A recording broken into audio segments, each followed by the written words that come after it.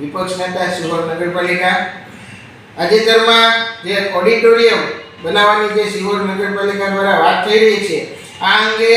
અમે જાહેરમાં સાધારણ સભામાં પણ આ વાતનો શાબ્દિક વિરોધ કરેલો અને ત્યારે પણ અમે એક વાત કહેલી. એ વાતનું ફરીથી કહેવા માંગીશ કે ભાઈ સિહોર જે છે એ પ્રમાણમાં એક નાનું શહેર છે અને સિહોરની સુવિધા માટે આપણા જે અગાઉના શાસકો છે એમણે ટાઉન હોલની એક સુંદર વ્યવસ્થા કરેલી છે, પણ આ નગરપાલિકાના પાપે કહો કે શાસકોની અણઆવડત કહો, એ ટાઉન હોલ આપણાથી જળવાતો નથી, એ ટાઉન હોલની યોગ્ય જાળવણી થઈ શકતી નથી. ત્યારે આ 7 કરોડના માતબાર ખર્ચે ઓડિટોરિયમ બનાવવાની વાત છે એ સ્વીકાર્ય થતી નથી, કારણ કે ઓડિટોરિયમ જે જગ્યાએ બનાવવાની વાત છે એનો જે કન્સ્ટ્રક્શન ખર્ચ બનાવવાની વાત છે તો એ બિલકુલ એક અવ્યવહારુ અને ગેરવ્યાજબી જણાય છે. કેમ કે ભાવનગર જેવા મોટા શહેરોમાં પણ આજે ઓડિટોરિયમ છે કે સફેદ હાથી સમાન બનીને રહી ગયા છે, ત્યાં પણ જો નુકસાન થતું હોય તો સ્વાભાવિકપણે સિહોર નગરપાલિકા જે એક નાની નગરપાલિકા છે, અહીંયા કર્મચારીઓના પગાર સમયસર થતા નથી